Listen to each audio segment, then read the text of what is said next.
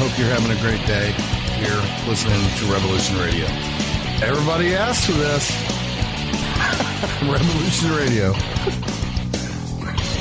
Where the information never sleeps.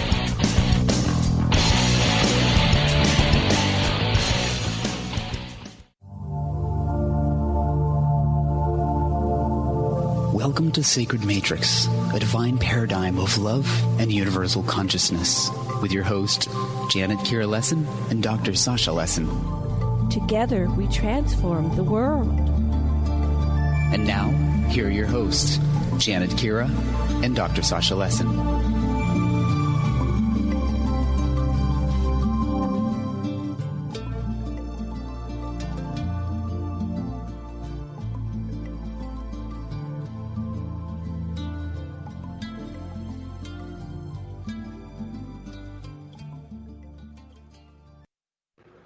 Okay, let's just save live. Live. Okay, are we live? Hello, everybody. Welcome to the Sacred Matrix, and I'm your host, Janet Kira Lessin, and I'm here with my co-host, Dr. Sasha Alex Lessin. Our producer is Thomas Becker, also known as a Mad Painter, and you're listening to Revolution Radio Studio B. Today, our guests are Jim Graywolf Petruzzi and Chief Charles Twodog. And I'm going to read a little bit about them. It's quite a long bio on aquarianradio.com, so maybe I'll just have them come on one at a time and tell themselves about us and what we're going to talk about on the show today. But do go to aquarianradio.com to see the bio and pictures of these wonderful gentlemen. Dr. Lessin, Sasha, can you do a sound check? And hello, are you there, sweetheart?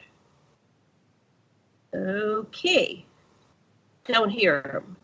Honey, are you on mute? Hello. Well, there you are. Okay, did you get a chance to look at the show page I made for today? You did a good job, sweetheart. All right, but did you speed read through it? Yes. Anyway, there's a lot of information. You did. I know you can do that. So what would you like to say about today's show? I'm looking forward to hearing our guest talk instead of our useless banter, please.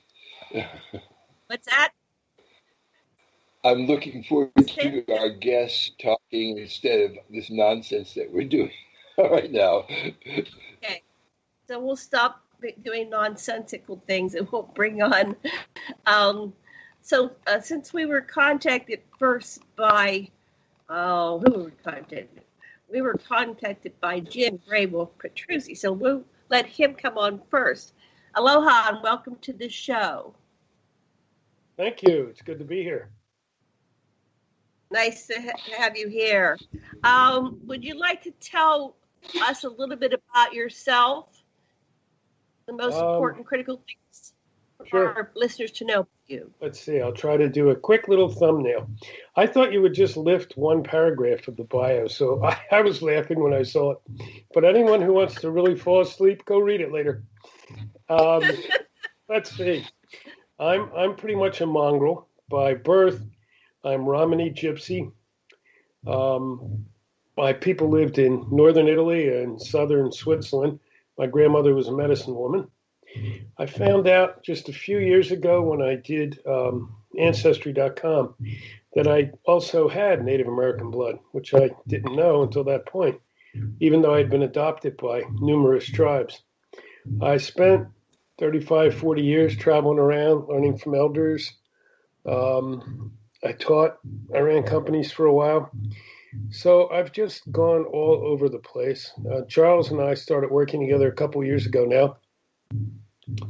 And for me, the big things are the environment, always have been. Teaching of the elders, where I think we can find some of our answers to correcting problems.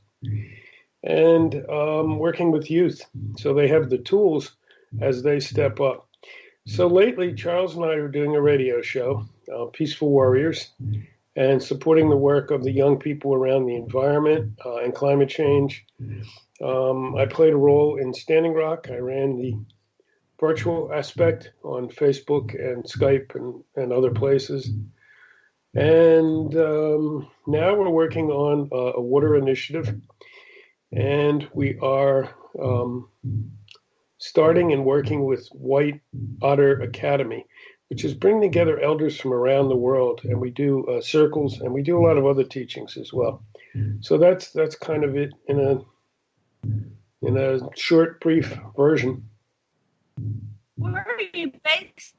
Part of the world? I also, at what is the latest on Standing Rock? I heard what it seems like from Facebook anyway is that the Native Americans won. Yeah, it depends how you look at it. I'm in Pennsylvania right now. I move around a lot. Most of the last 8 years I was in Colorado. I've been back here for about a year. Standing Rock, the forces that be, the establishment, like to think they won. Personally, I think Standing Rock and the people there were the big winners. Everything has flowed out of that, literally. The water movement, the climate change movement, now some additional water movements, even in part some of the social justice movements that are going on now. Because at Standing Rock, we stood together, all four colors, male, female, young and old. We often couldn't even understand each other because our languages didn't mesh. But we knew we had to work together. So to me, it was the beginning of a new ability to connect and to partner without worrying about who was standing next to us. That sounds awesome. What part of Pennsylvania? I'm from Pennsylvania. Oh, okay. I'm in Lancaster County at the moment. I love Lancaster. Yeah, southern part of Lancaster County. I'm surrounded by Amish farms and good fruits and good vegetables. Right. I used to go camp there for 2 weeks every year with my second husband. Oh, wow. Okay. Yeah, and then I did the ancestry, and I thought for sure, since my ancestors had been here since the Mayflower, so they say, that I would have some kind of native blood in me, but I had nothing. Oh. Not a drop. I was disappointed. Well, I was surprised. Yeah. Well, we do like to mix and match in this planet. I want to bring on Chief Charles Twodog. Welcome to our show. Can you tell our listeners a little bit about yourself?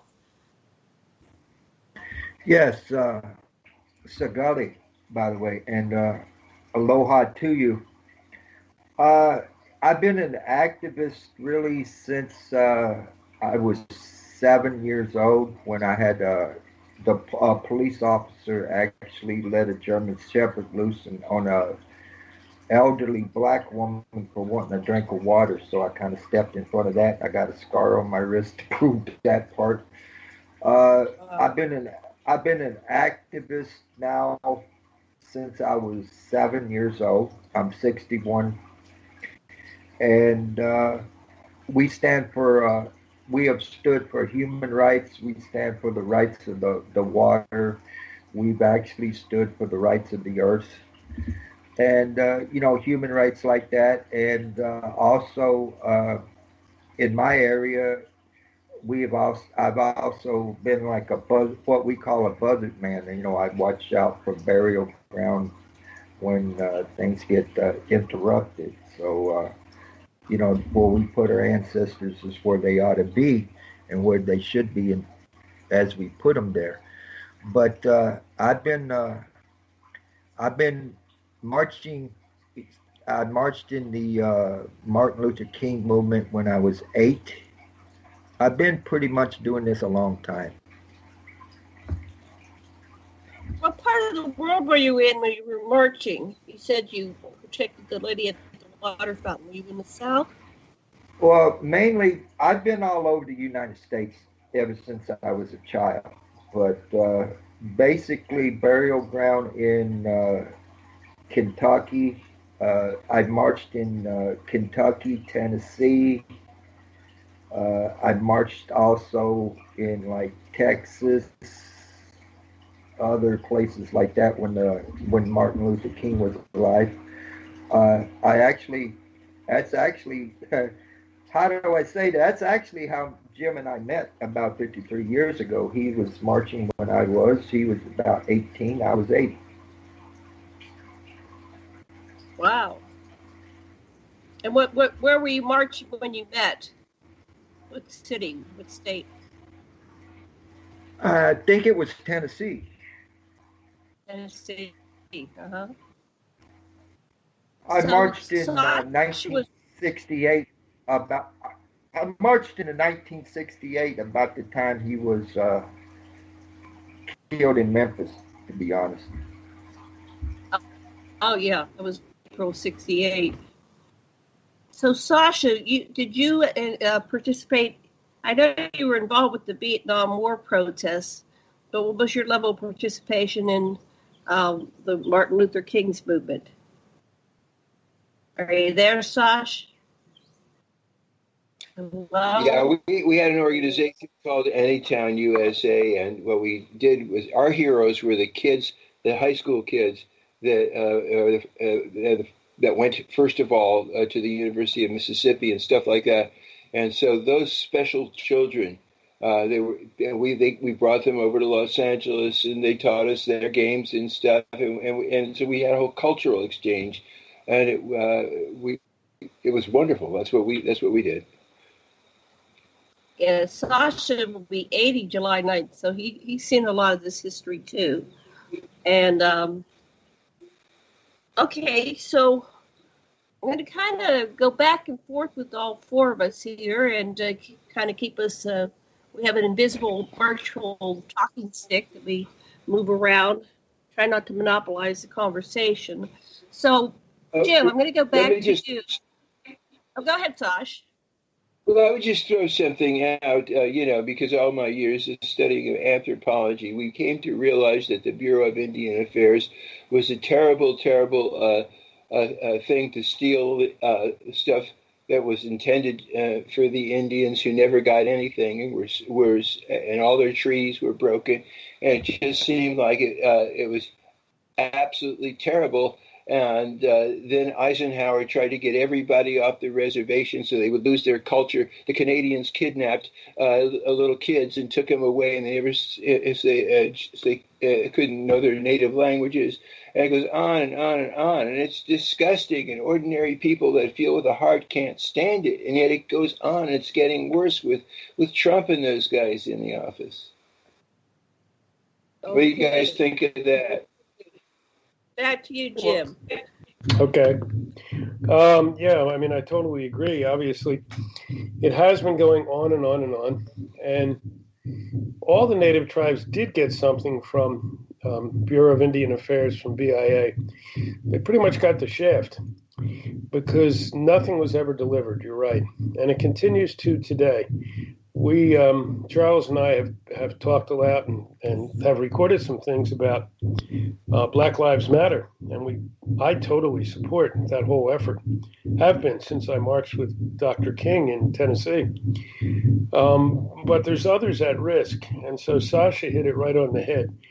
Right now, the Navajo Nation, which is the largest nation in the country and the largest reservation in the world, I believe, is being absolutely decimated by the virus. And they're getting virtually no help, no supplies. The only doctors coming in are volunteers. And in this time, I think they're called volunteers within the borders. And this is nothing new. I mean, it continues. So what I want to see happen is, as Black Lives Matters gets changes made, which they are, it feels very different now.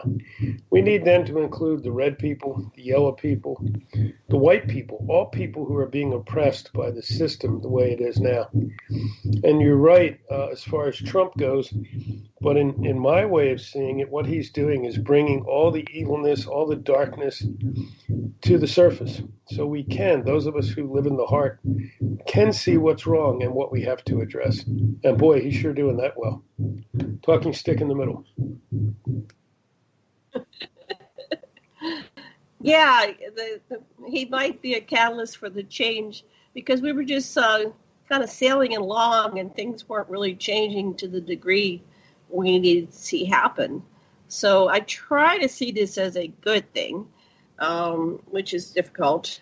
But I do see that we're finally like getting real and transparent and saying things that needed to be said and discussing issues.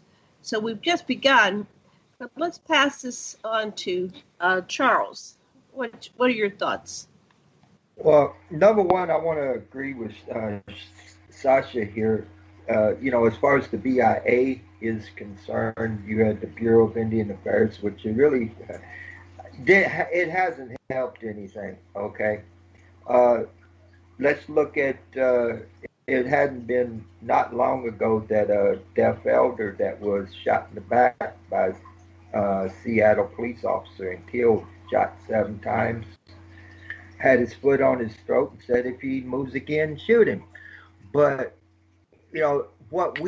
first thing I would like to say, first off, because this is part of my culture, and to any of the women that are listening, and to the lady, and to you also, and to all the women that are listening, this is my culture, so I'm going to give a little bit to you. First off, I would like to say that to all women who are listening, you're sisters to the earth. You clothe us, you feed us, you give birth, you do everything she does. So it's always up to me as a man and as a warrior to always bow to the life giver, which I'm doing at this moment. Now, as far as the native tribes are concerned, we have always lived as a we, us, and our situation before the great takeover, or before the great Indian Wars were over. Okay, they took a lot of the grandmother, the clan mother system out because we listened to the grandmothers. Which I'm a chief. I go to the head clan mother and take her advice. As far as the leader is concerned, everything is about the people. It's not about the leader. That's one of the main points. It's been 528 years, and we're still going through it. It's 401 years for the black man here. So there's been so much that I can speak about when it comes to Trump or anything else. It's a thing that we are working on as far as our nation is concerned, is to look at people and look at the human being. It's not about color of a human being. It's about the integrity of the human being. And since we're all related here, and we're related to everything that flies, walks, and crawls, the standing ones, we're related to the wingeds, the four-leggeds, the fishes. What I'm saying is, for the sacred 4 directions of the black people, the white people, the red people, the yellow people, and the brown people here, we are relatives. As you know, I said hello, my relatives, when we come on. The thing about it is, we're not looking at the color of an individual, but it's time as relatives that we start talking to each other. Yes. Okay, I'm going to pass it to Dr. Lesson again. Back to you, Sash.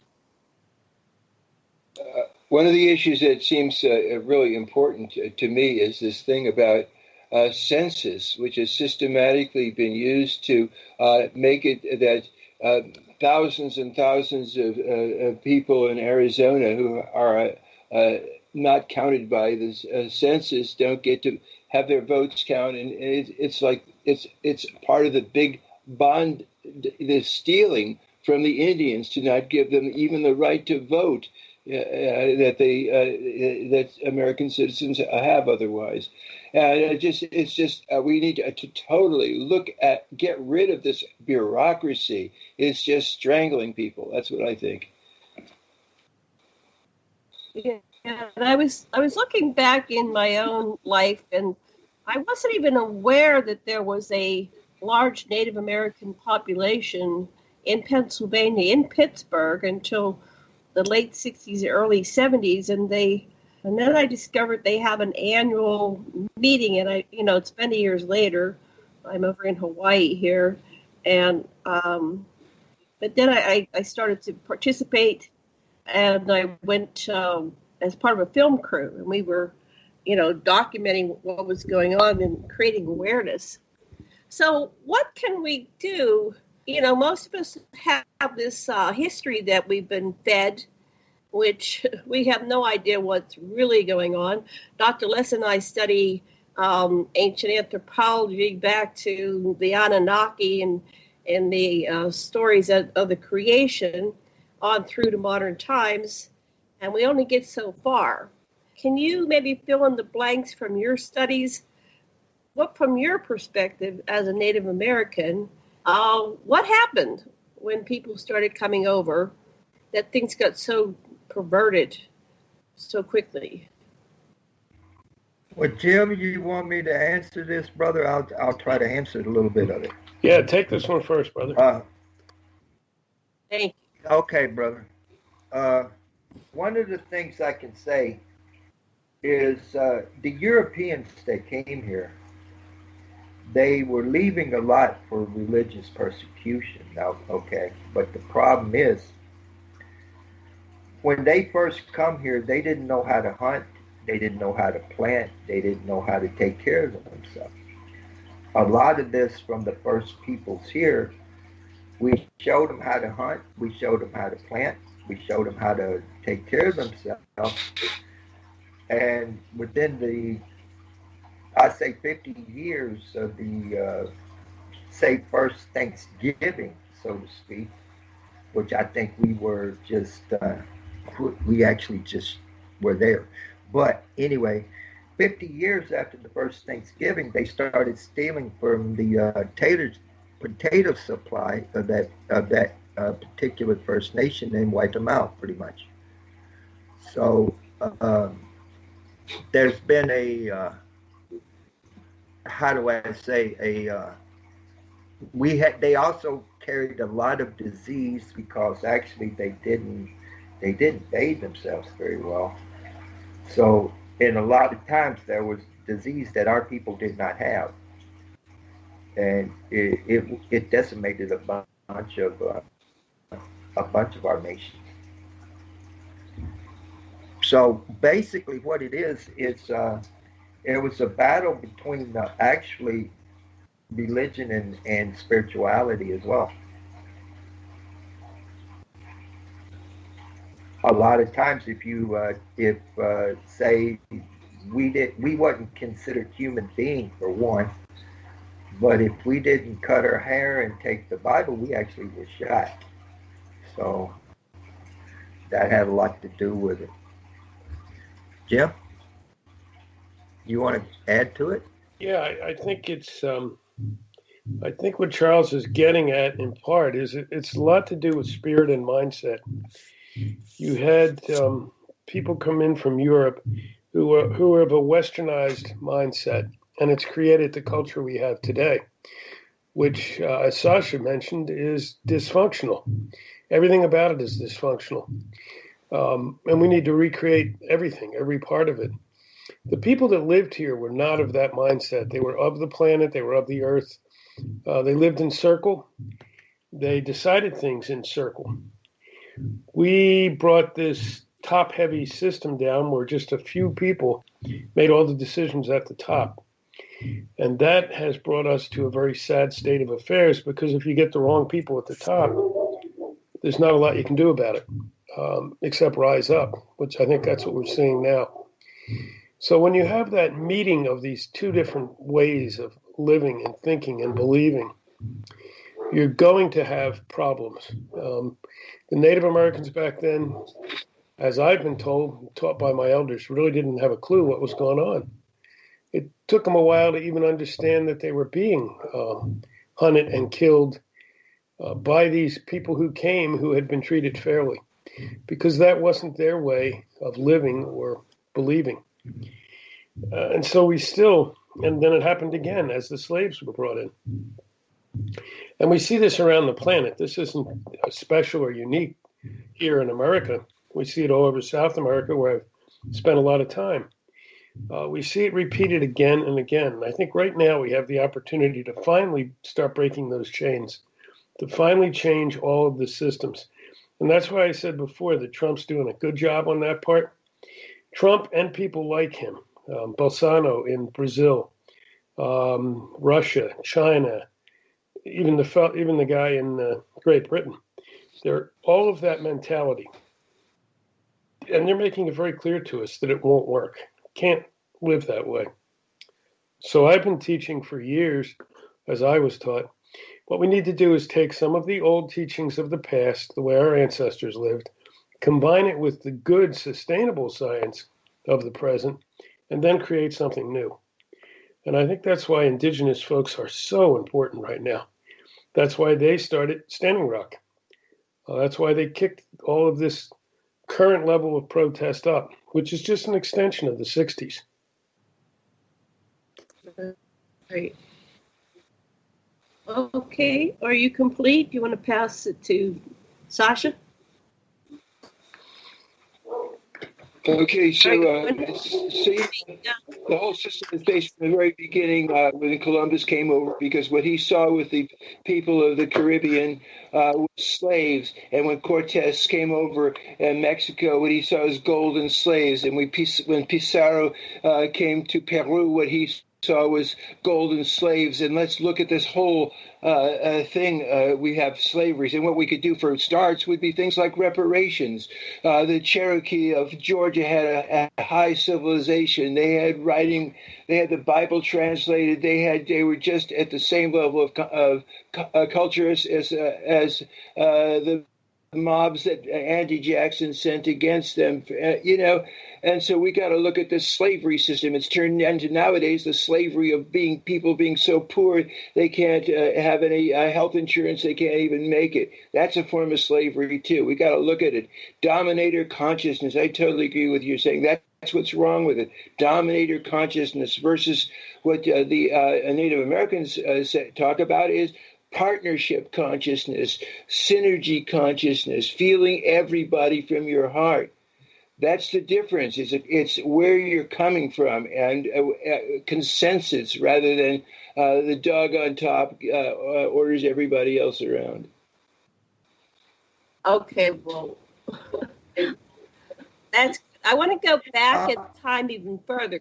You evoked Columbus and Pizarro, and all I have is what I was really taught in school, and then I have the Anunnaki stuff, which is more ancient. So there's a big gap in my personal education, and I wonder if either you two, Tim and Charles, if you have anything further back in your history, going back to pre-Columbus and pre-Pizarro and pre-invasion by the Europeans. But I just want to talk to you, Sash, about this, since you're a historian and you're a PhD and you're an anthropologist and psychotherapist, and you've studied this all your life. What happened that made these early explorers like Columbus and what created them to be these conquerors? What was going on at that time with the royals that they had become so greedy? They were branching out to get more slaves and get more gold.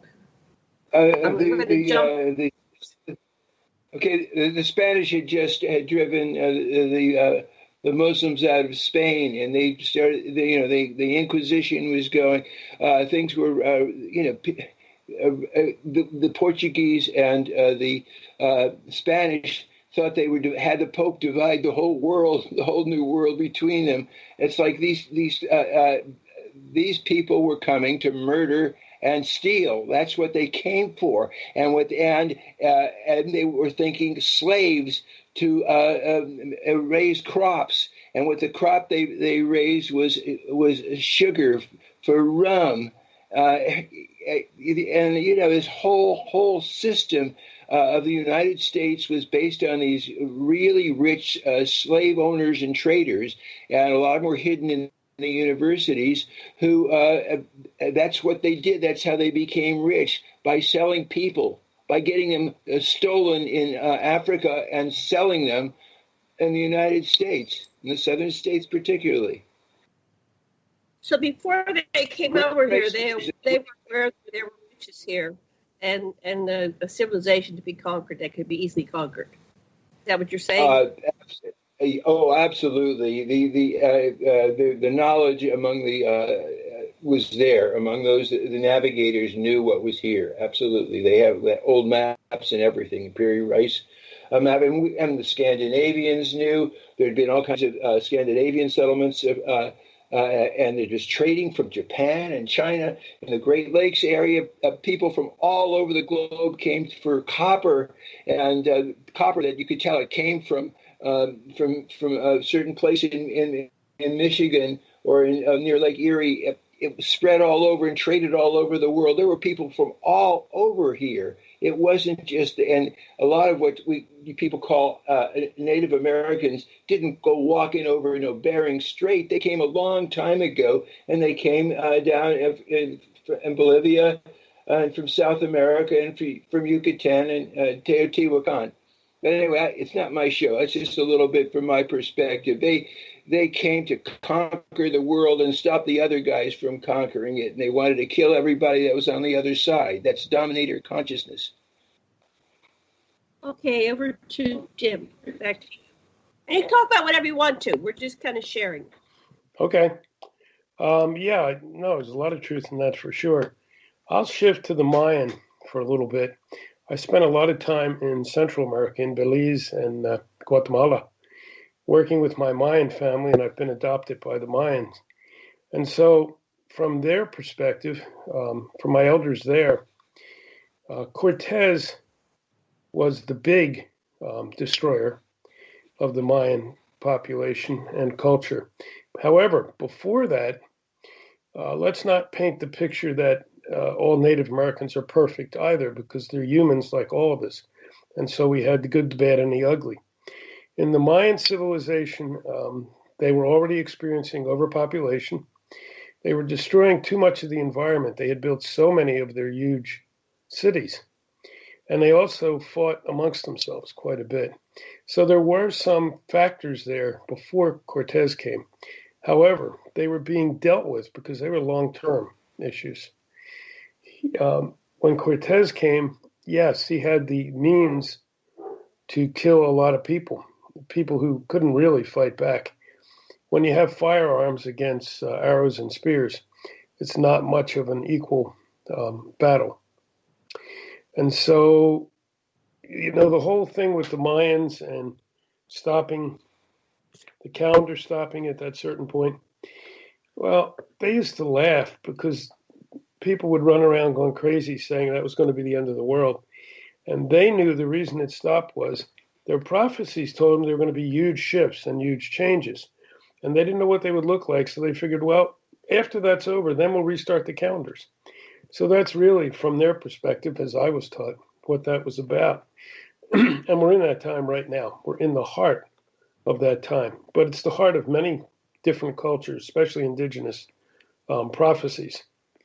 So that's a little bit on Central and South America. Charles, you want to take North America on that? Yeah, let me say it like this, if I can. If you talk about Columbus, if you talk about it, they always said in the history book, Columbus discovered America.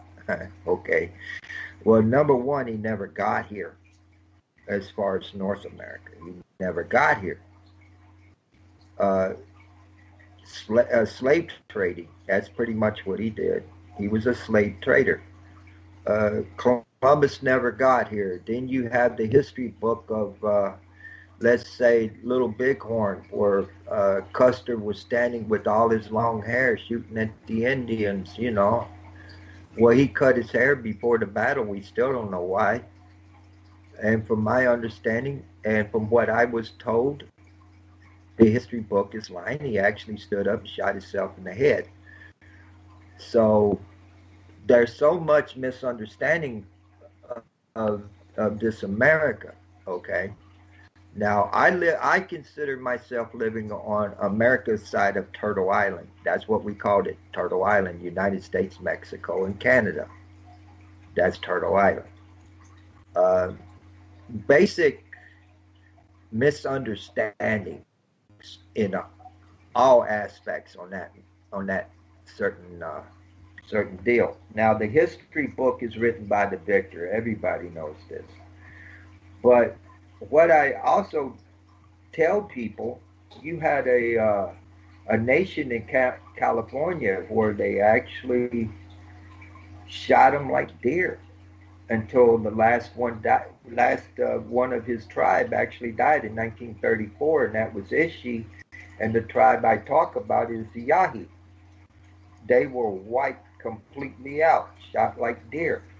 Now, what I'm going to say, like I said earlier, our tribes, in other words, I set in circle, I use a feather circle in my council. Everybody from the chief to the poorest one in the tribe, the smallest one in the child in the tribe. Every one of us have a voice, and that voice is used, okay? And we had a thing in a tribe called we. Everything was we, us, and ours. Now, after the Indian Wars and the clan mother system was destroyed by the United States government, they put us in boarding schools, residential schools, they call them in Canada, all right? And we were taught to pray every day, you pray for every day, every morning, every afternoon, every evening, and every night. Well, we prayed constantly. Every step I take is a constant prayer. I'm a traditional, so every step I take is a constant prayer, constant one-on-one relationship with what I call my creator, Wakantanka, Gichimanitu. You call him God or whatever. Now, here's the point. What they taught us in these boarding schools were backwards to how our people existed. We had a we, us, and ours. Everything we did it. It was us. These things are ours, all right? And what they did was taught us a patriarchal way of thinking of everything is me, mine, I. It's backwards. It's completely backwards.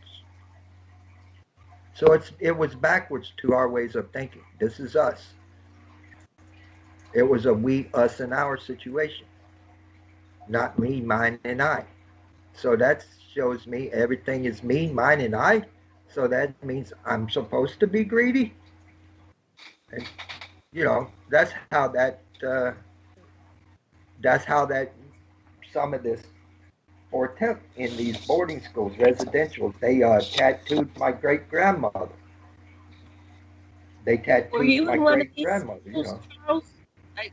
What? Were you in one of these boarding schools? We had a friend here, Willica, that was taken from her tribe, and she was put into the Catholic boarding schools in Canada. I can say it like this. My great-grandmother was actually taken from the band that she was with, from my understanding. This is the way my family told this, and was forced to go to these boarding schools. They actually tattooed her. I remember her trying to take makeup when she was in her 80s, and was covering up the tattoo with some kind of makeup. Now, how I was done was when I was in the second grade. I still live with this. I'm 61 years old. I still live with this. I was called the red N-word from a first grader that actually threw a rock and actually hit me. So I live with a dent in my head from that. So I was always taught we were always savages, or we wasn't human, and this is how America took the land from that wasn't ours in the first place, things like that. So you were raised what state again? Where did you go to school when you were a child? Well, when I was a young child, I lived in a little Indian town that was known to be from John Adair, and it was called Adairville. It was a little Indian town, but it got took over, and that's the town, Adairville, Kentucky. All right, that's where I was kind of raised up. But my story goes really deep because I've actually been on my own since I was 8 years old. I've actually had to eat and sleep out of dumpsters, you know. So I've been on I was on the street a lot when I was a kid. I'm a kid that fell through the system, so to speak. Wow. Sad. All right, are you complete? Should we pass it to Sasha? Okay, I'm interested. My friends among, can you hear me? Yeah. My friends among the Zuni and also some other people tell me the story about when the flood was coming down, that the ant people gave them a ride in their craft and took them up to the Sedona area, and they made a large area that was safe and high, and they stocked it, and they kept them there until the flood receded, and then they were ordered to go get other survivors and gather them, and then they were taken in the craft of the ant people to the Four Corners area. And I just wonder what you guys heard about that stuff. Yeah, you're talking about some of the stories of the different tribes, and I've heard a similar story. I lived 5.5, 6 years in Sedona. It's a very sacred. Actually, I lived just outside of Sedona. It's a very sacred area. It's another way that we have misused some of the resources of the Earth Mother and why we're in this mess. Sedona was never meant to be lived in or around. Sedona was a sacred place. People went for ceremony and prayer. And so the story you're talking about, that's why they were there. They were there to be safe, to do prayer, to sit in circle until it was safe for them to go elsewhere. Now you have this community that's grown up over that land. So it is a very sacred part of the planet. Each tribe, well, beyond each tribe, each indigenous people that I've spent time with and learned from has their stories. Charles and I know some. We sometimes do storytelling as well. They all, I think, have a good deal of truth in them. And what's interesting is if you start listening to a lot of them from different tribes and different cultures, it's amazing how similar they are, especially the creation stories. Now, there might be some specifics that change, but basically they're the same. I'm thinking about the medicine wheel, for example. Medicine wheel is big in North America. It's a round circle divided into four. That's the four directions, northeast, southwest. It's also the four colors of people, white, red, black, and yellow. And on one of my trips to Belize early on, I had a friend whose father was the head of antiquities in Belize. And they would go and open sites one at a time as they had money. And he called me in. He said, "You have to see this." And in this one site they just opened, they opened the main building and the square. Here was this huge medicine wheel. And they found them in other parts of the world as well. So these stories, especially these creation stories, really do have things to teach. And how much is truth? How much is the authors and the tribes' interpretation? It doesn't really matter if you understand the meaning of the story. That's my thought anyway. Charles, anything on that? Yeah, you're right. It goes with a lot of the meanings of these stories. Okay, I'm gonna try to do one real quick if that's all right with you guys. And Yes. one of them is a story of how there's a relationship, let's say, with the Lakota and the Plains Indians, okay, with the four-legged Tatanka, the buffalo, okay. He said a long, long time ago, I'm going to see if I can get this story right. A long, long time ago, there was a great race between the four-leggeds and the two-leggeds. And then within this, that also represented the bird because the birds and the two-leggeds are most a lot alike. He said within this race, the winner will get Payasapa, the Black Hills, and the loser and their descendants from generation after generation will be eaten. Now within this race, it looked like the buffalo were going to win this race right at the close to the end. But there was a smart magpie sitting where? Behind the buffalo's ear. It darted out in front and went across the finish line first. So the buffalo and all of its descendants were eaten throughout generation. But it also lets you understand that there's a relationship between the four-legged buffalo and the people. You see, we use every if we do a hunt, we use every part of that animal. Plus, there is a ceremony that we do if we thank the spirit of that animal for giving up its life to feed our family. So there is always ceremony. So that's one. One of the stories that I tell people, the young people, and I'm going to say this real quick, how to say this story, was there was a young man one time, and he wished to go on a vision. So he went to a medicine man. They went into the Inipi, the sweat lodge, and they smoked the pipe and they prayed. And when they come out, the medicine man said, "Where you wish to go on your vision?" And the young man said to the mountain. He said, "Go seek your vision."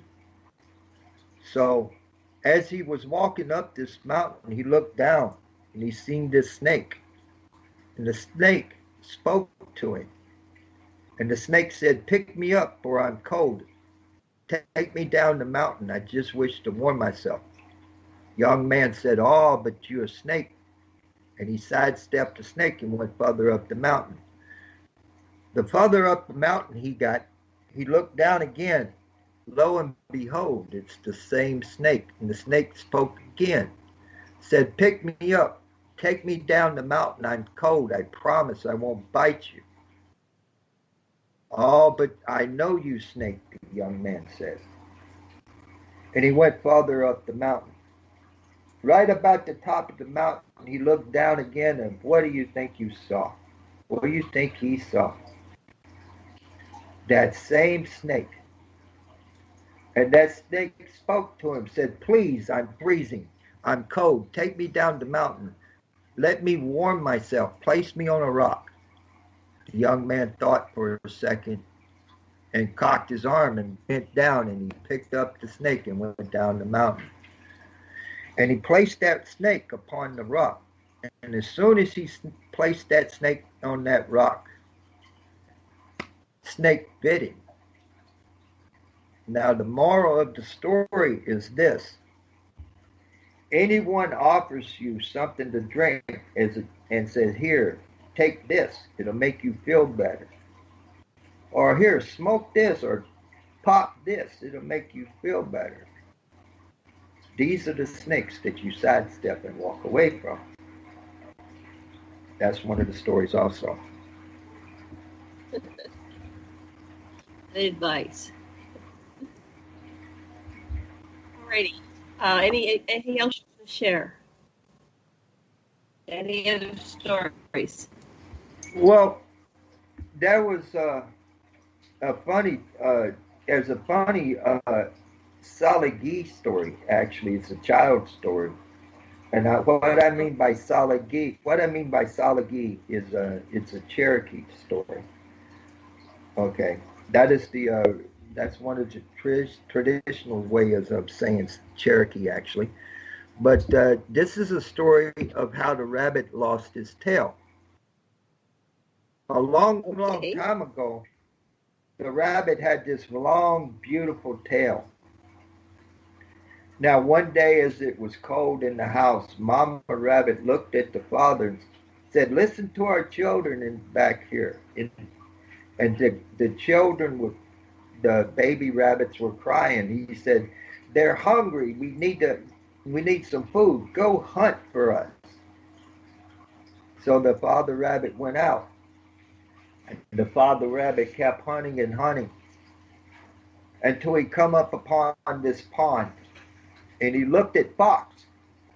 And Fox was standing there with all these fish. He said, Fox, how did you do this? And the fox said, you see the hole in the ice? I sat down, I stuck my tail in it. The fish come up and took and bit my tail, and I got fish. The rabbit thought, that is so good. He said, try it. And the fox walked off. Now the young rabbit stuck his beautiful long tail in the hole in the ice. And he sat and he waited and he waited and he waited and he waited. Now, as he was waiting, it got colder and colder and colder. And that hole in the ice started shrinking and shrinking and shrinking till it shrunk around his tail. Then Yona, the bear, walked up. Rabbit, what are you doing? Well, I'm fishing. He said, stand up. So he tried to stand up. And he stood up, tried to stand up and tried to stand up and couldn't because the ice is done covered over that beautiful long tail. So the bear walked over and said, I'll help you. And he jerked so hard and you heard and left that long, beautiful tail in the ice. And that is how the rabbit lost his tail.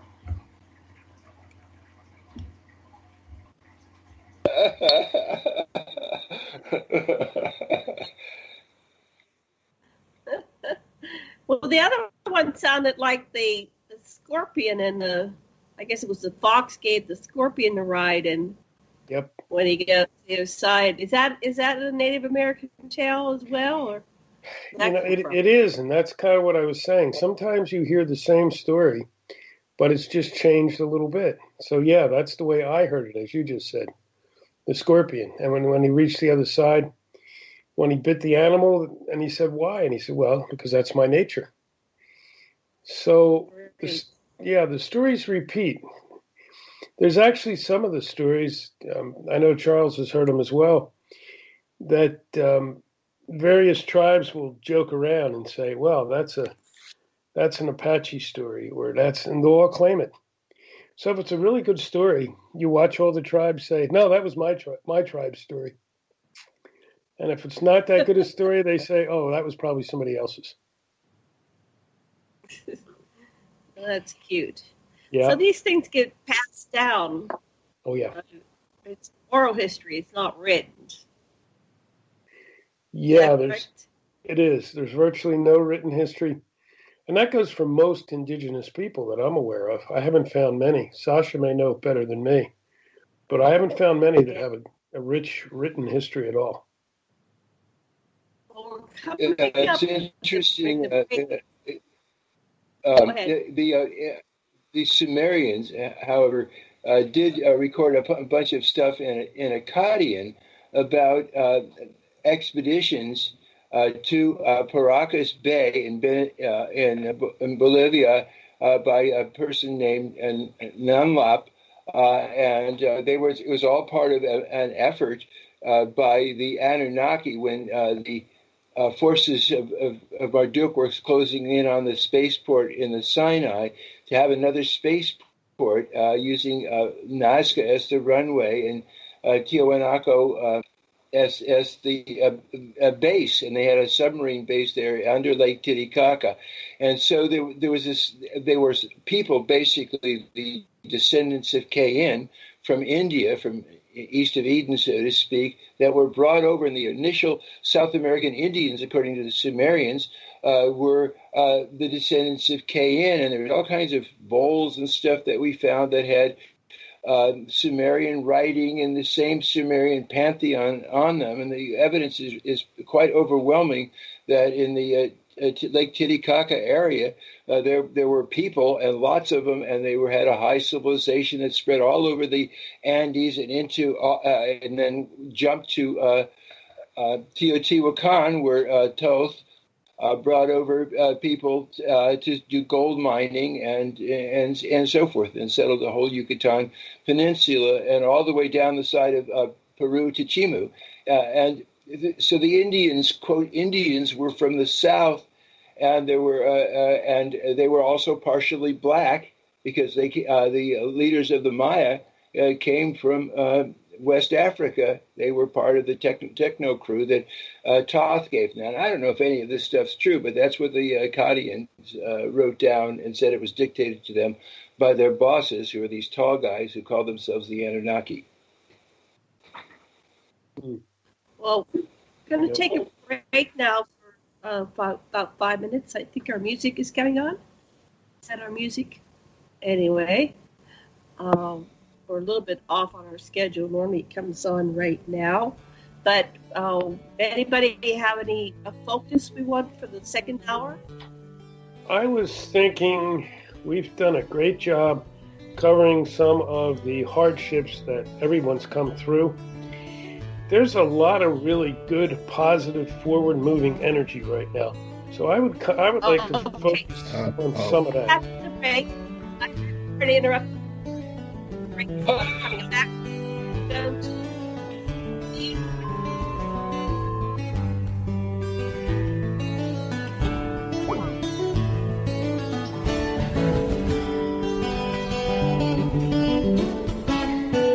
Listen to Revolution Radio at freedomslips.com, and we'll be right back after this message.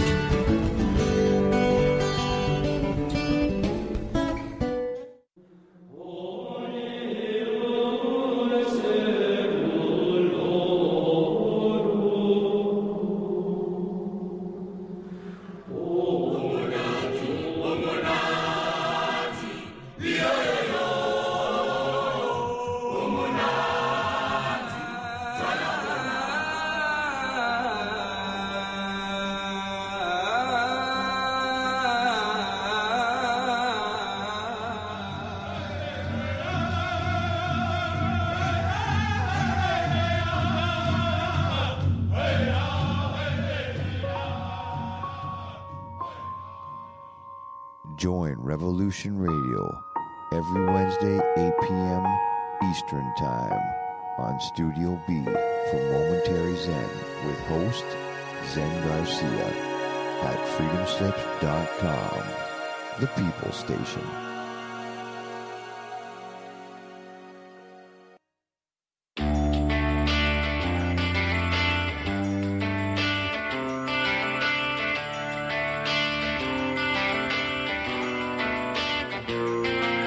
This is Thomas, a.k.a. a Mad Painter. I'd like you to join me Monday nights, 10 p.m. Eastern Standard Time for Open Canvas. Don't forget to bring an open mind. Yes, folks, that's right. Bring an open mind to an open canvas. Again, that is Monday nights, 10 p.m. Eastern. UFOs to government corruption. This is Revolution Radio, freedomslips.com. You don't need to expect us. We're already here. This is the people's war. It is our war. We are the fighters. Fight it then. Fight it with all that is in us. And may God defend the right. Warning! Warning! We gotta stop them! They're gonna kill us all! See how the trouble you've started? Be they the government, be they industry, be they organized labor, be they anyone, or human beings. Time when the operation of the machine becomes so odious, makes you so sick at heart that you can't take part. You can't even passively take part. And you've got to put your bodies upon the gears and upon the wheels, upon the levers, upon all the apparatus, and you've got to make it stop. And you've got to indicate to the people who run it, to the people who own it, that unless you're free, the machine will be prevented from working at all. Revolution Radio at freedomslips.com, the #1 listener-supported talk talk radio station, throwing ourselves upon the gears of the machine. Revolution Radio, where information never sleeps. You called down the thunder, well now you got it. Right! You tell them I'm coming! And hell's coming with me, you hear? Hell's coming with me! Revolution Radio!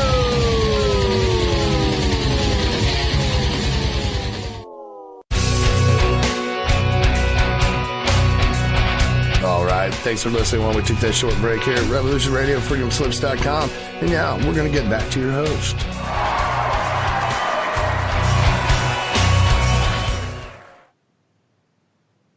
Hello, everybody, and welcome back to the Sacred Matrix. And I'm your host, Janet Kara Lesson, and my co-host is Dr. Sasha Alex Lesson. Our producer is Thomas Becker, also known as a Mad Painter, and you're listening to Revolution Radio, Studio B. And we're here with Jim Graywolf Petruzzi and Chief Charles Twodog. And we kind of went through the dark side of the Force first half of the show. Oh, I got to do our commercial. Please remember to go up to revolution.radio and make your donation for this week. Go to the top left-hand tab, and you can make your donation there. Or you can go to the Patreon button and make a recurring donation. So we do appreciate your donations, and thank you very much. Okay, now, so we're going to the light side of the Force, the solutions, the planetary solutions, because we've certainly had a dark past, and we're hoping that we move beyond this and we become a level 1 civilization or beyond in a Kardashev scale. So who do we want to start with? Sash, you want to start this next round here? You were talking about God. I didn't hear anything you said. Okay, so it's really a big thing for me. The gifts that we have got from the Native American peoples, from the Iroquois way of having the clan mothers discuss things, taking everybody into consideration and so forth. But another thing that we got is the use of sacred medicines, of peyote, of the plants to take us past the everyday, to put us in touch with the numinous, with the sacred. And so that's another special gift. And so it's time to listen and to stop pretending we got the answers and to listen to the grandmothers too. We can learn from them. It's time for us to listen and learn. That's what I think. Okay. So, Charles or Jim, who wants to talk next? We can go the same direction or switch directions. Well, I'll tell you what, I could do it like this real quick. I actually got my clan mother system rebuilt in my nation. So if I have everything I got to do, I set and take the advice from the head clan mothers. That's what I do, or the clan mothers. One of the things I would like to let the people know is that the Constitution of the United States. Now, the Constitution of the United States is actually taken by the Iroquois Confederacy. That is their Constitution. So the American Constitution is based on the Iroquois Confederacy, number one. Yeah. So I thought I would add that. Go ahead. Thank you. That's so right on. At one point, the Hosewani, they were all warring with each other, and the peacemaker came among them and basically said, "Let's have this powwow." And White Buffalo Woman was there too, and they decided it's time for the men to stop making war and to listen to the women who could make some kind of sense out of things. So, how does one become one of the elders, one that becomes a wise woman that the rest listen to? A lot of times, I was actually at a powwow when I became 50 years of age, okay? And at 58 years of age in my tribe, you've learned from the elders and done, you become an elder at 50, okay? Matter of fact, how I started to, I'm a men's traditional dancer. So at the powwow, I was fixing to go in the circle, and then I saw this young man running at me, calling me grandfather. So I looked back to see who he was talking about, and he was talking to me. So as a warrior, you kind of go, oh, you got young people looking to you now. See? So what we do, and I say it like this: our elders are the wisdom of the people. Well, they are the wisdom. Okay. Yeah, our elders are the wisdom. The women are the life givers. Okay. So they are to be ultimately respected. Number one. Okay. Men and women have to work together for the benefit of the whole. That's the other thing. Now, our children, they have to be, they are the next generation. Okay. So they have to be taught in the right way. For the, for the still, keep the oral traditions going, keep the ways going. So you have the elders that are the wisdom, the women are the life givers, the children are the next generation, and the men, warrior. Okay, to be a warrior is to chop wood for an elder if he can't do it for himself, or take them to the store if they can't, got no way to go, or put a screen door up for an elder if they can't do it for himself. That's a warrior. It's not to hold a gun and look stoic. That's another thing. Jim, you got anything you want to add? Sorry, I couldn't find the button. Yeah, there's so many different teachings around this. I agree with what Charles is saying. It's really important, and I think it's what Charles was getting at as well. You don't give yourself titles. I've never called myself anything other than human being, but your community can. And so I've had people call me teacher, people call me elder, people call me some other things not so complimentary. I won't repeat those. But it's your community you listen to. And if they think that's what you are, and you're comfortable with that, then that's how you walk. I've seen with elders with many different cultures, it's not always predicated on age. Often it's the older people, because as we get older, hopefully we take some of the knowledge we have and it actually spawns wisdom as we start putting the pieces together. But not always. I have seen some very young elders in all of the cultures, actually, all the colors. So it's not a cut and dried way of looking at things, but it is critical. And what we've got now is young people speaking up more than they ever have. And I say that with tongue in cheek because I came up in the 60s when we said a lot, but not always in a good way. We were violent at first, at least I was, and many I knew were. The Vietnam protests for me were very violent, very hate-filled. I hated back all those that hated us. And then when I marched with Dr. King and started hearing his message, I realized that's the more powerful road. And that's proven out over time, because what Dr. King accomplished has made a huge difference and has persevered. We have not stopped wars yet. So what we did there has not persevered. But what I'm seeing now, if I can just take a couple of minutes, and then I'll throw it in the middle for everyone to jump in on this. In the 60s, we as young people stood up. We yelled, we screamed. We did not like what we saw, even though we didn't know much of it at that point. We had no one had our back, no one. Our parents did not, of course, the establishment did not. We were told to sit down, shut up, cut our hair, put on some clean clothes, and do like you're supposed to do. Do like your father or mother did, or your grandfather or grandmother did. And so when some things happened, one of them was Kent State, when 4 of us were murdered, and the establishment kept lying about what the 60s and the protests and riots were about. It kind of faded away because the time wasn't right.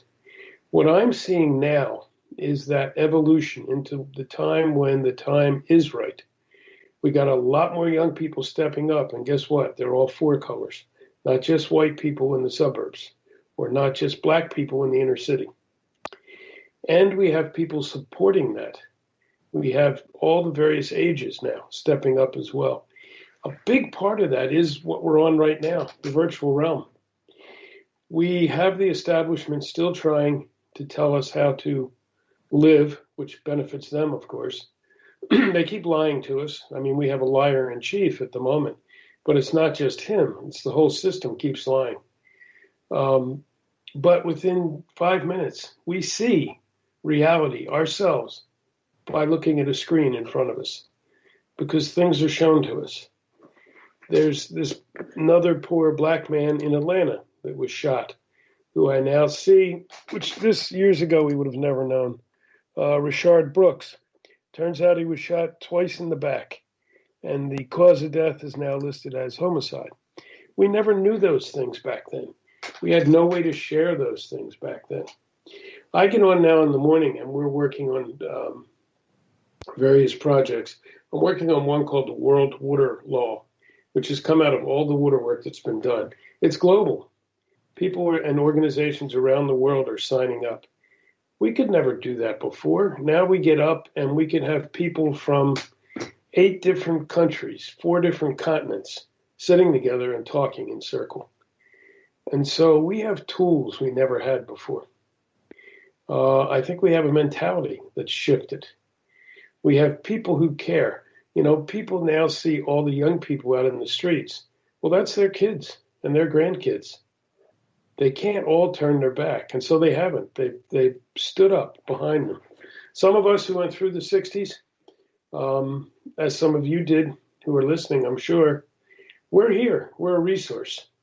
I see myself as a library. I see myself as all these various bits of knowledge that I've been gifted and I've accumulated, and I want to make sure I give all those books out to the young people before I'm gone. And I think if all of us who are older did that, we could leave behind a good record of what happened and why, and good support for what's going to happen now. Because this is just the beginning. This is not the end. And I'm sorry that was long-winded, but I couldn't think of a shorter way to put it out there. And I will put the talking stick in.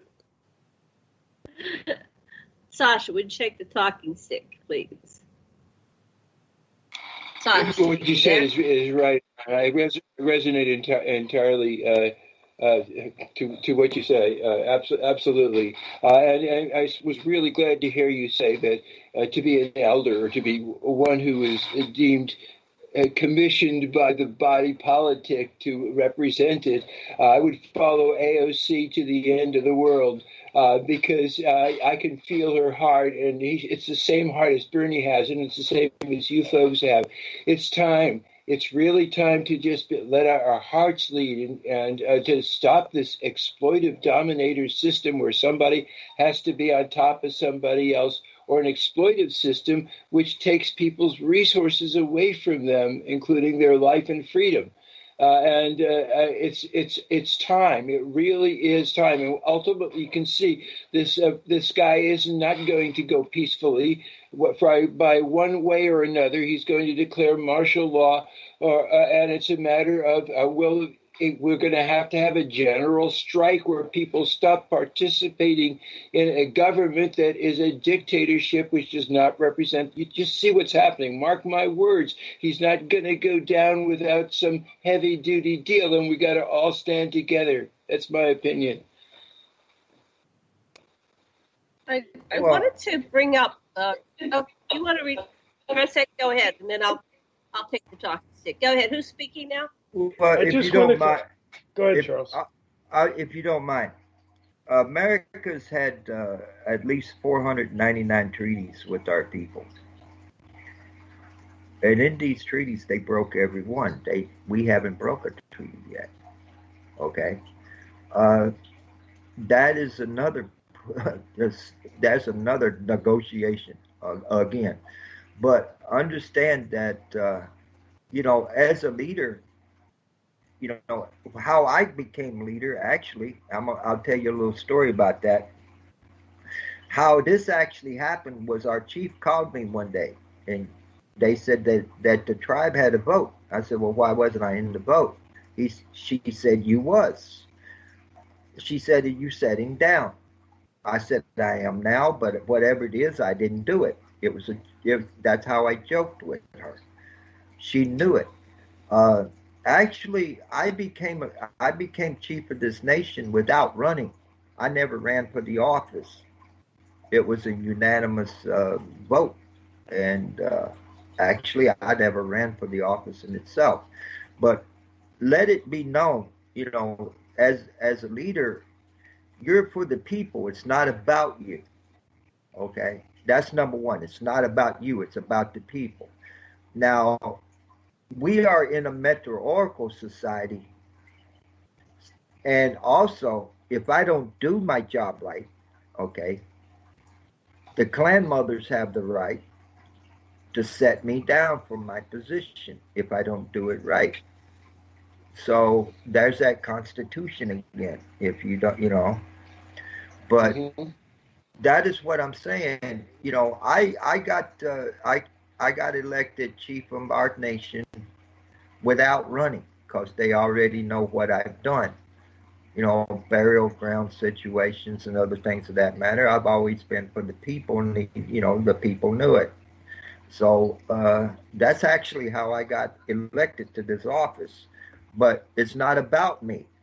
It's about the people. That's how it's got to be. I was going to ask how you became chief. But go back, whoever wants it. Go ahead. I just wanted to throw in, too, because I think it's really important. We are talking about here in America right now. This is a global situation. We have Donald Trumps all over the place. I think he's actually bred them. The guy down in Brazil, the lunatic over in Great Britain. We have Russia, we have China, we have North Korea. It's a long list. All of them are surfacing now because all of them are going to take the same fall as Donald does, I believe. And it's interesting also that some of the countries where these folks have risen to the top are the countries with the highest rates of the virus. We're number one, Brazil is number two. That, in the spiritual realm, is not a coincidence. So yeah, we had Boris in the UK, which is number 3, but then he caught it. Yep. So those 3 major dictators that were promoting don't wear masks, and somehow it's not that they said it. It's like, how were they so influential? It's almost like they're all mind-controlled lemmings rushing to the sea. And I'm trying to figure out what is going on. But it's some kind of Orwellian doublespeak mindset, using kind of a demonization process. You always have a boogeyman. You always have them and against us, divide and conquer. And but COVID is playing into this on some global level, which is a stimulus, and also people are dying left and right. What are your thoughts on COVID-19? What happened? Where do you see this going to? Yeah, I think it's kind of what you said. It's part of this whole scenario. It's a horrible thing. I hate to see people dying.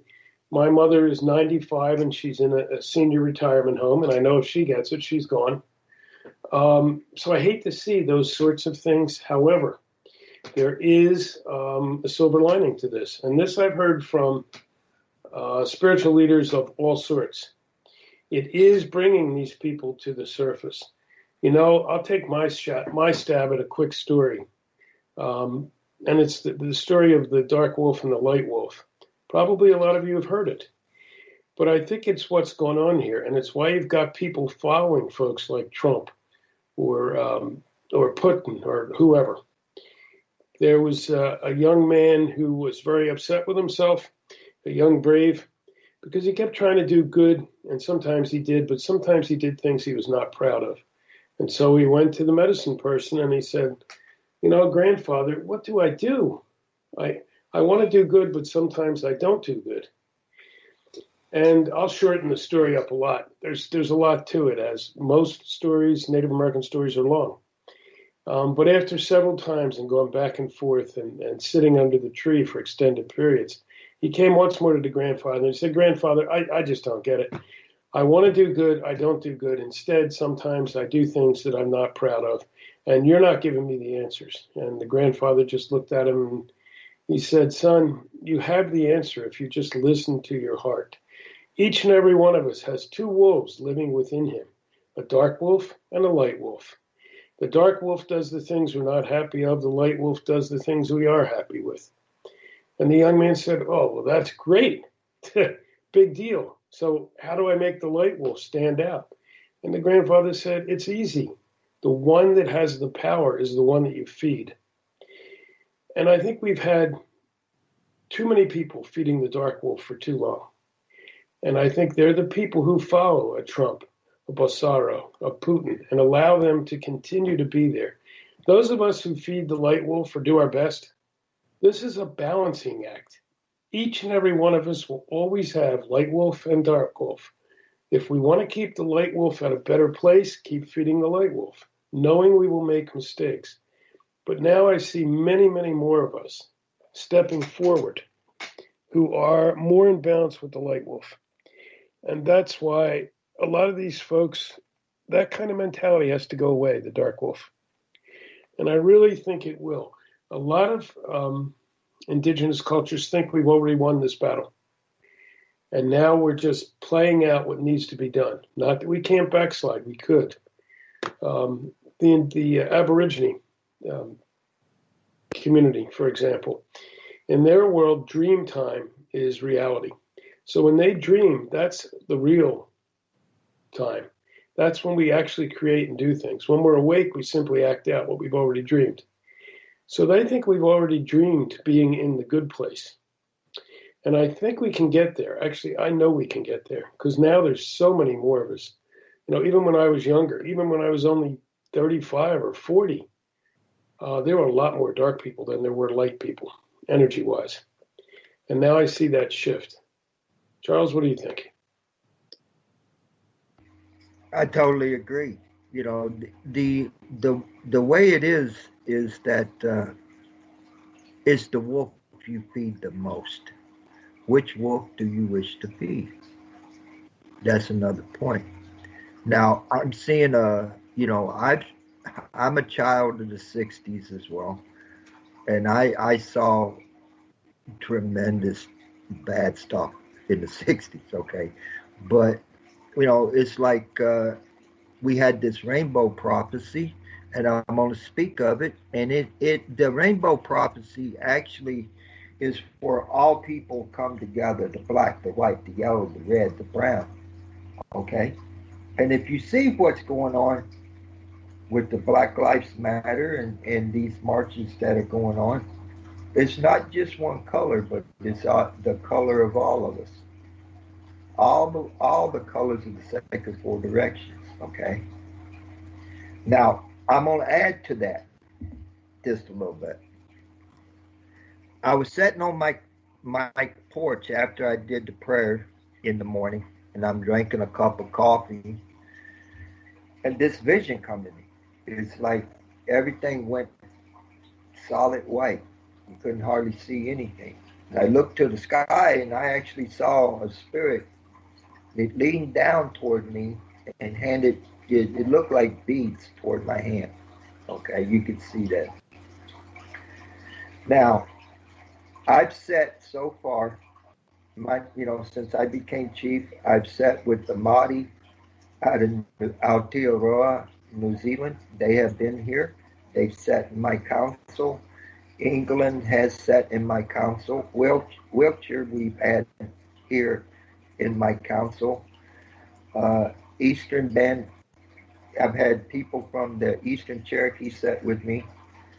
And what it did, how this happened, was in this vision, I was told that flags are coming.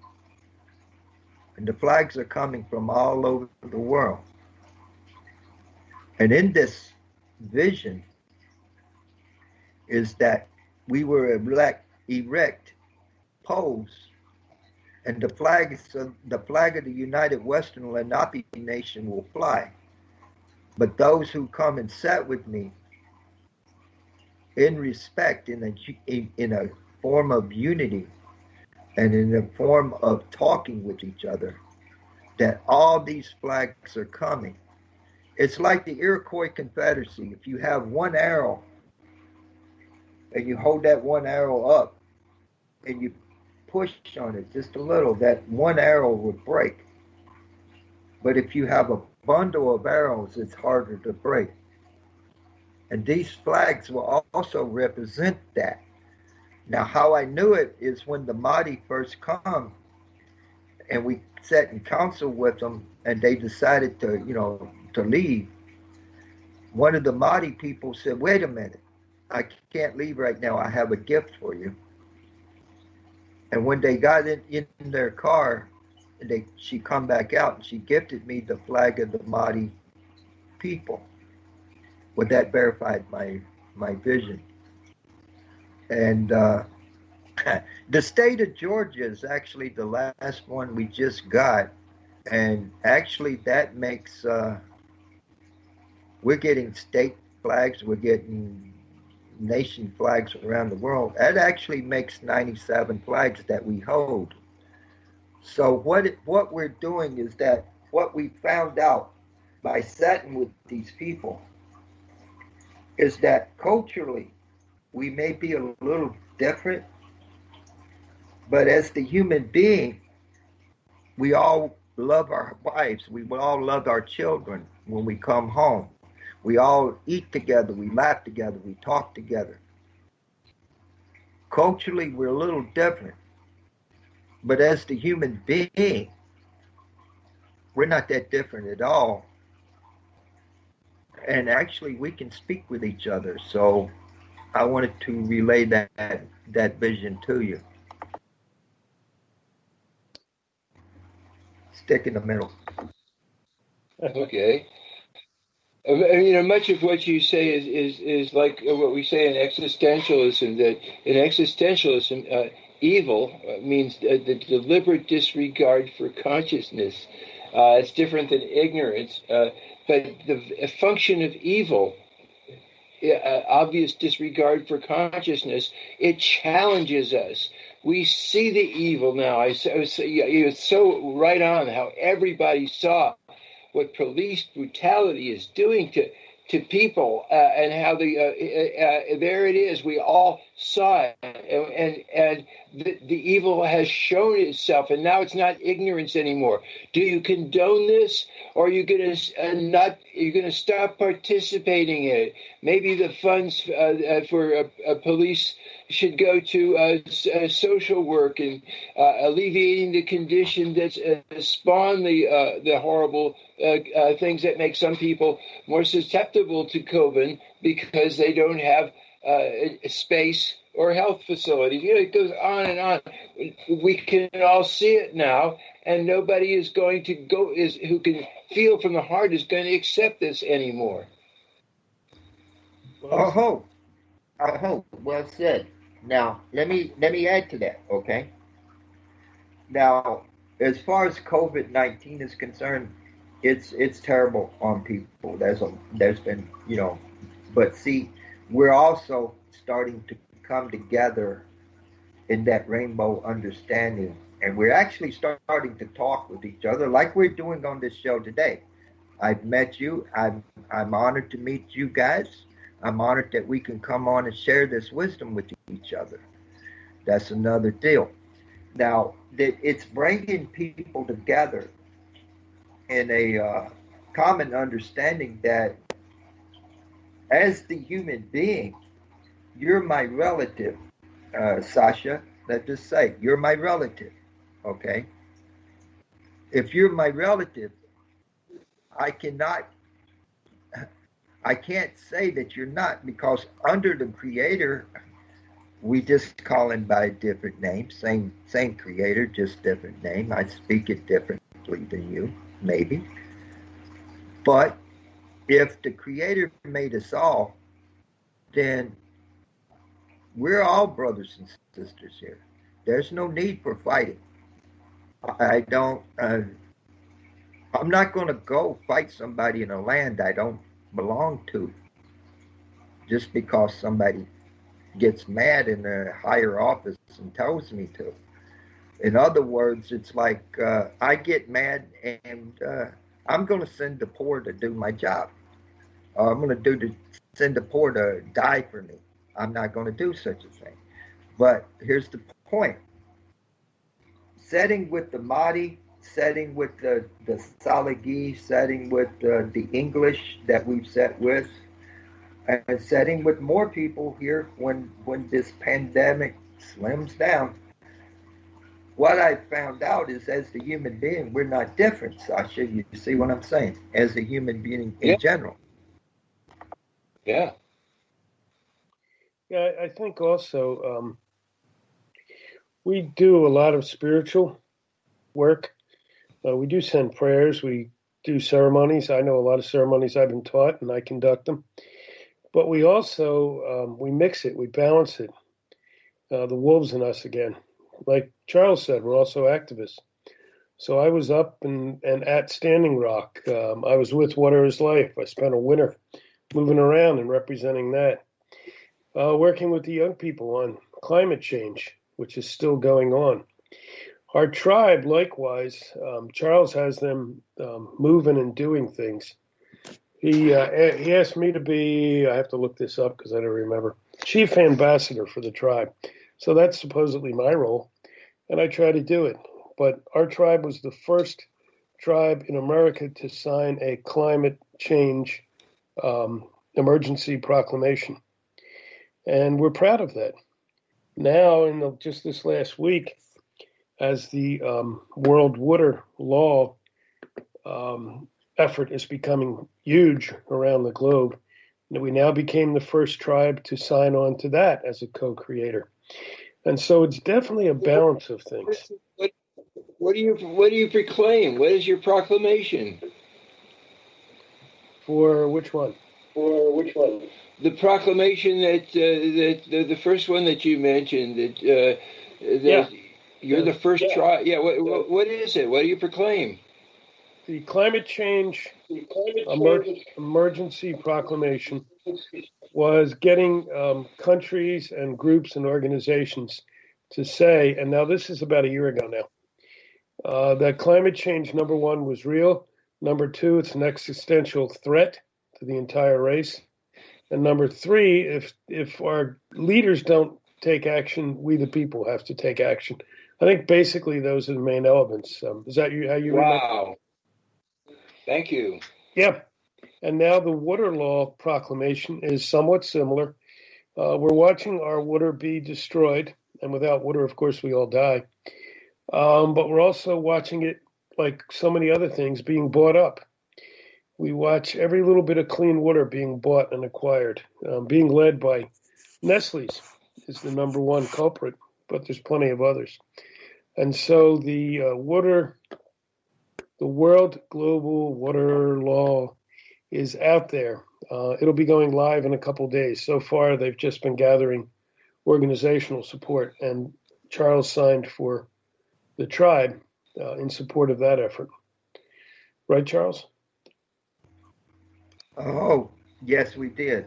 And Sasha, and for everybody on the chat, everybody on your chat, I want you to do one thing for me. Take your fingertips and put them together like a circle.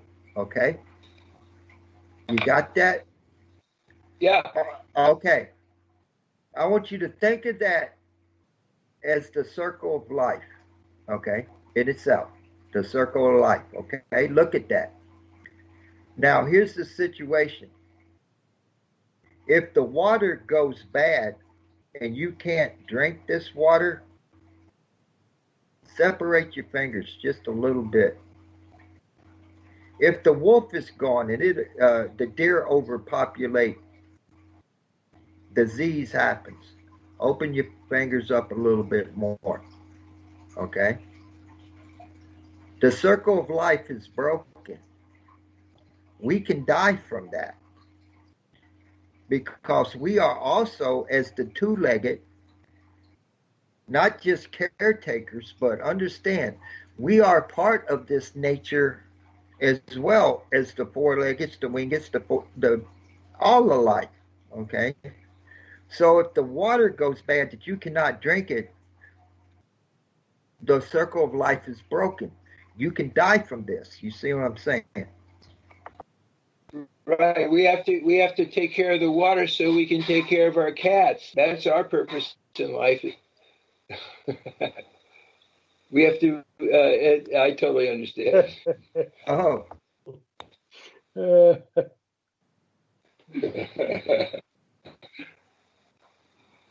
Hey, we're still on the air. Well, I can say it. I can say it real quick, brother.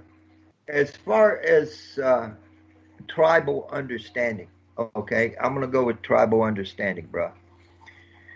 Now, everybody from the black, white, even the Europeans, Europeans, black, white, yellow, red, brown. I don't care where you're from. At one time, we were all tribal people, okay? You had the tribes of Europe that defeated the Roman Empire, all right? We were all tribal people. The problem is that some have forgotten how to be tribal. You see what I'm saying? So how can we be more tribal in this modern world, which is, we've forgotten who we are? Yeah, many have. Yeah, are there ways to connect, remember our roots, and because you're how many Native American tribes remain? Like I was dealing with some of the Montauk tribe, and they got declared extinct, right? But there were some Montauk tribal members saying, "No, we're still alive. How can they just declare us no longer a tribe?" Do you know how many tribes there are in the Americas? There's quite a few in Canacota. We call it Canacota. You call it Canada. Okay. There's over 564, or I think 573, in the United States of America right now. There's tribes in Mexico. There's there's indigenous people all over the world, to be honest with you. But there's quite over between Canada and America. There's over 1,000, I think, at least. Okay. So what it is in America and Canada too, I'm just going to say, is that you have nations inside this nation. Okay. Right.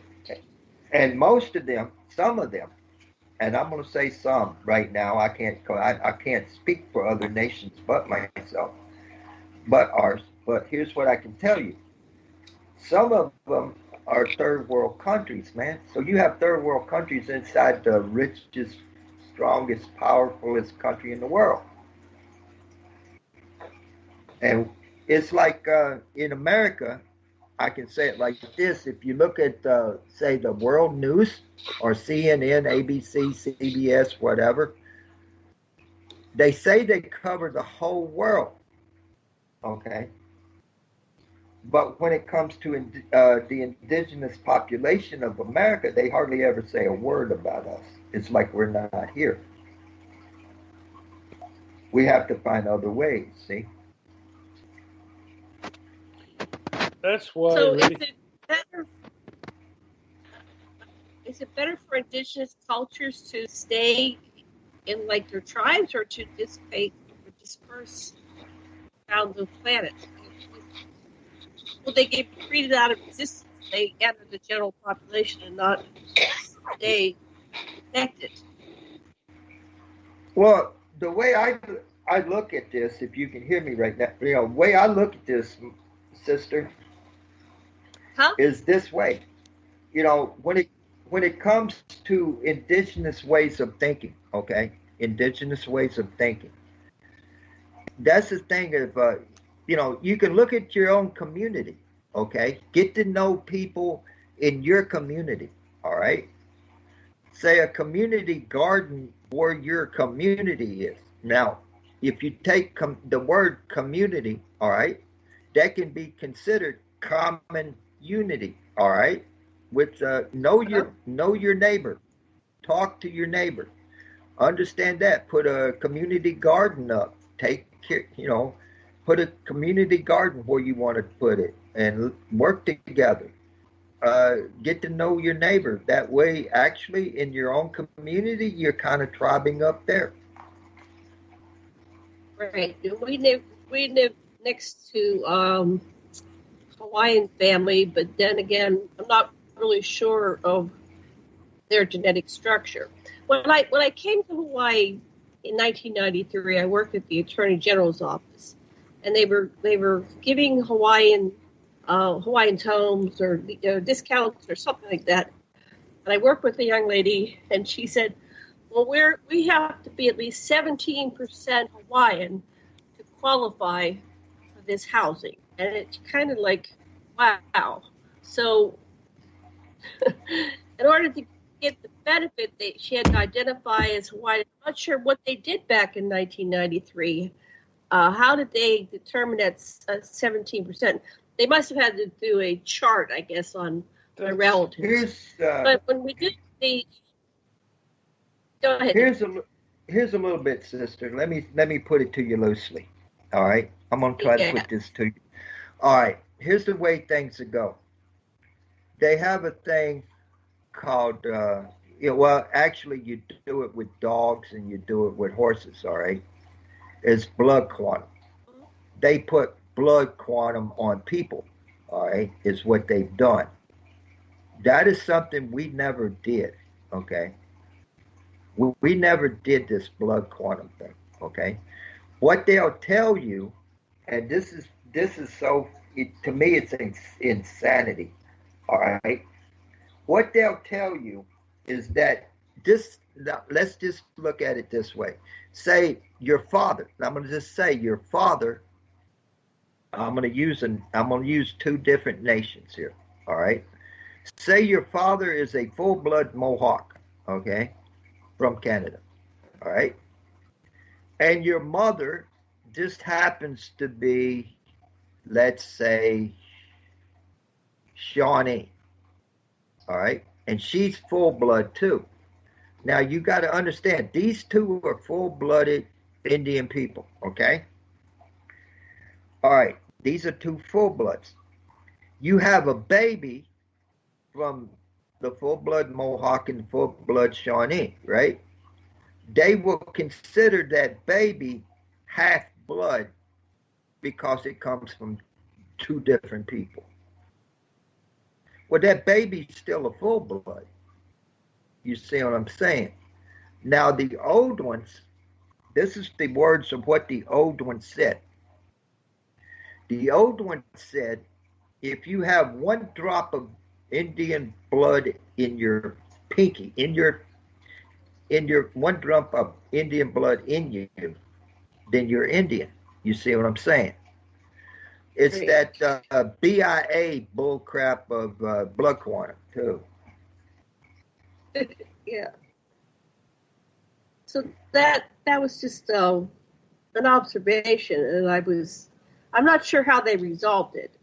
They were trying to resolve it, but it's. Well, that comes back to what we were talking about at the break. Is the real discussion of reparations that level the life expectancy of people who have been harmed by the broken treaties and the enslavement and the stealing of children, and I think that's a really intelligent thing to look at. Somehow, making the playing field more fair to, and making up for the pain that people have gone through and the disadvantages they have because of this terrible history of being robbed by the government.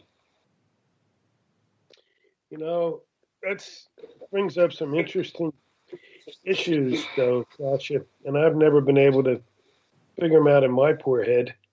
And I totally agree with you. Some kind of balance needs to be regained Same way that some of our Aboriginal friends who work with us on other circles from down in Australia and New Zealand have similar issues with the government there. But it's like, where do we stop? Where do we draw the line? Now, my primary people are Romany Gypsy. I'm a member of Charles' tribe because I also have some native blood. But my Romany Gypsy people were hunted and almost killed to extinction, which is why my people came here. So if this is really a global issue, and I think all this is global now, there's no more borders. There can't be. So who makes good for that?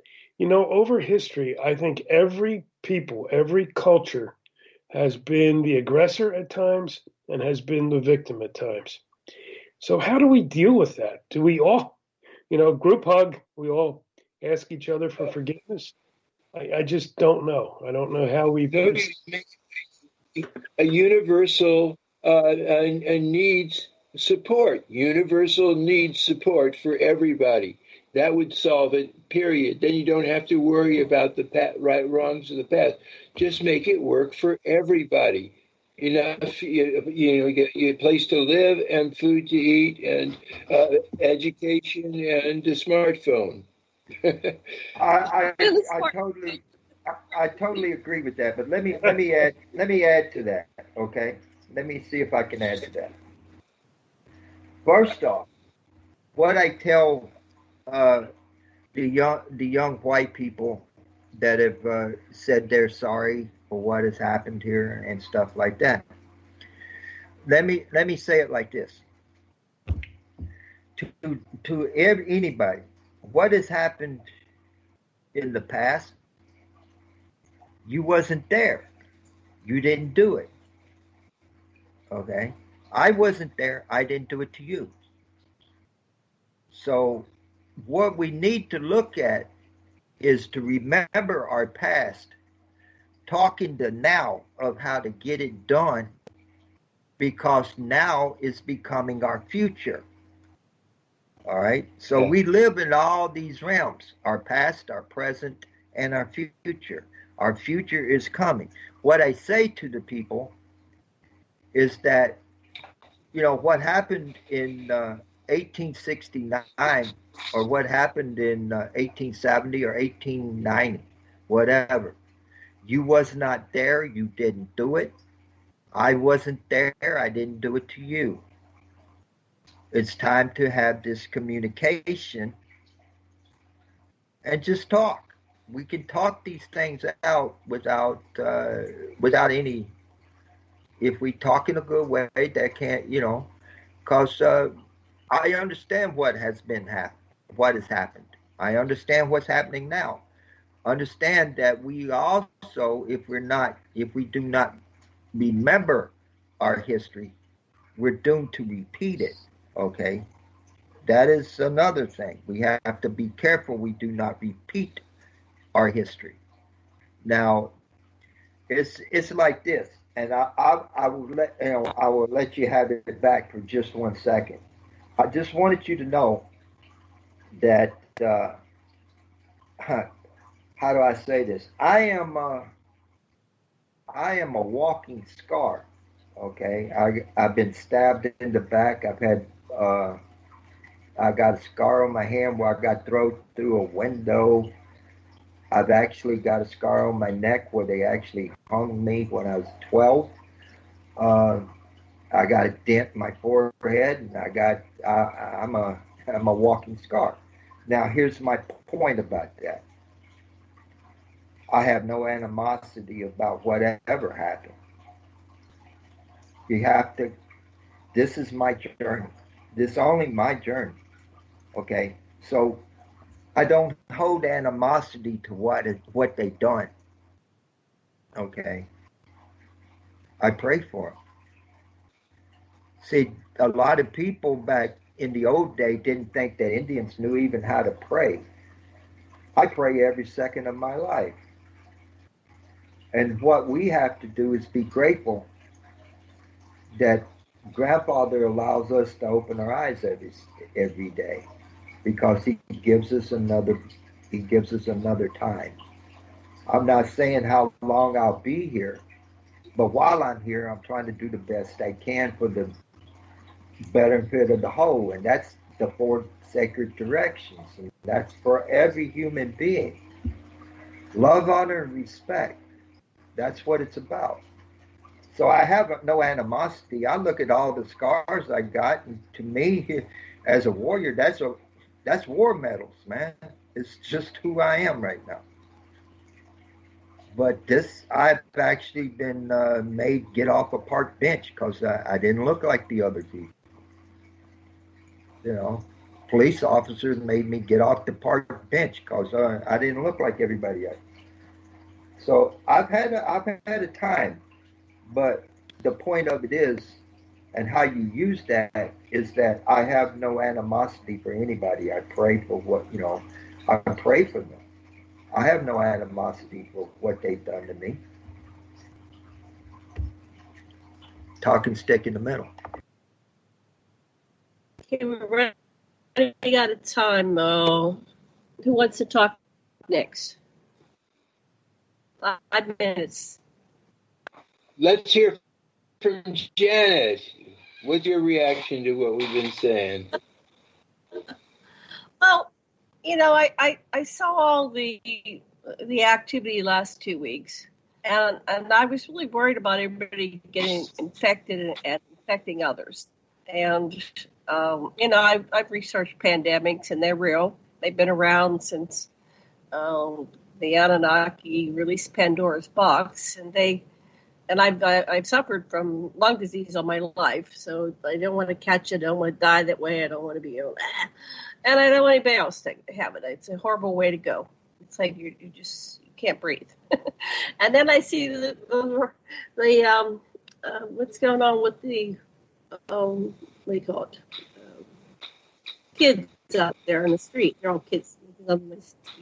And they wear a shirt. They can't breathe. They can't breathe. And then I see the pollution, what we're doing to the whole planet, and all these animals dying, and they can't breathe. And I'm just wondering, how can we get past this? Is this how anger manifests itself? They say disease is, you're ill at ease about things. So we've got a major disease wiping out, who knows by the time it's over, it might be like Spanish flu wiping out millions. And so how do we channel this energy, this negative energy, and get to the point where you are, where you just are praying and you forgive? We have just like 2 or 3 minutes, but whoever wants to answer that. Well, any ideas? How do you do this? I'm going to say this, Jim, and I'll let you have it, brother. What I state is that whether you're a Christian or whether you're a traditional, either way you walk and keep the Creator one-on-one in your heart, that one-on-one relationship, all right? As a traditional, every step I take is a constant prayer.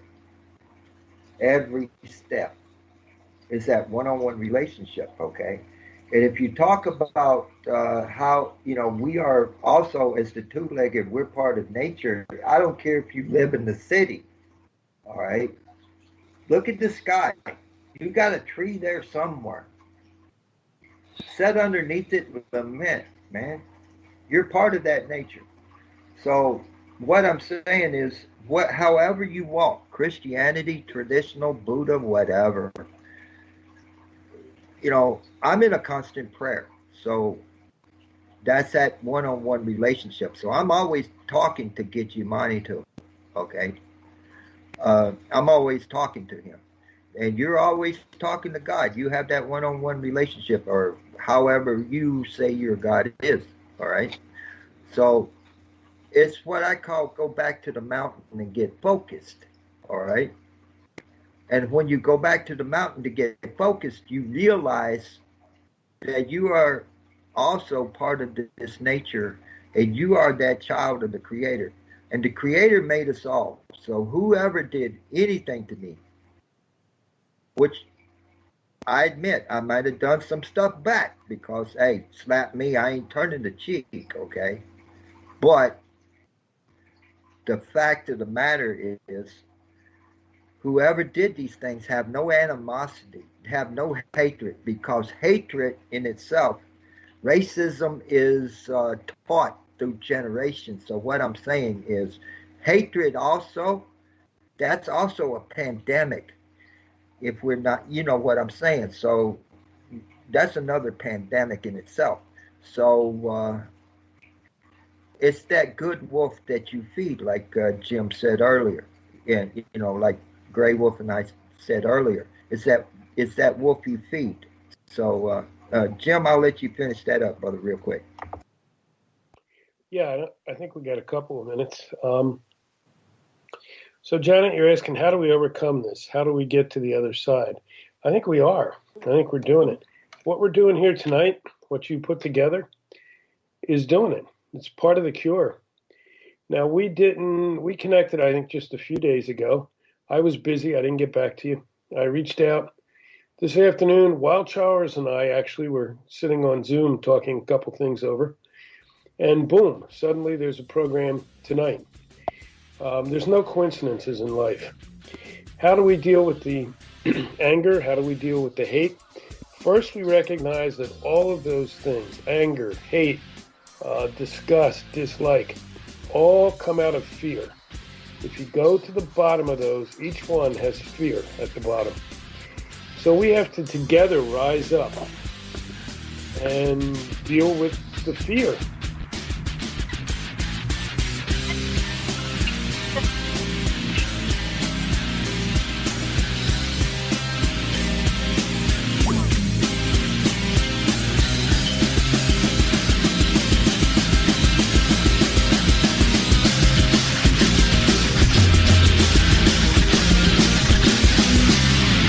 Listening to Revolution Radio.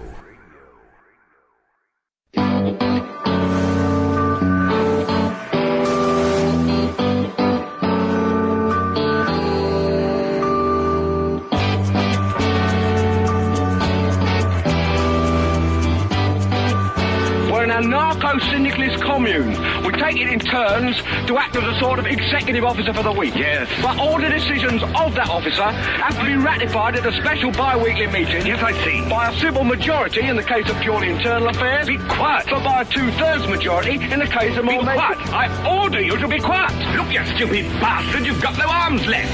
Yes, I have. Look. It's just a flesh wound. I don't believe I've seen such a display of courage, skill, nerve, grace, and stupidity. I'll do you for that. Oh, what? Come here.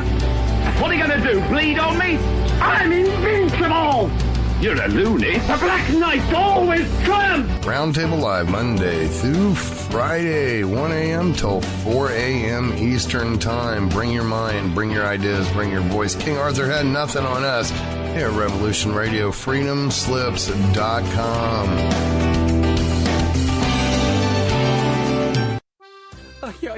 Please, Hi, Karl Marx here.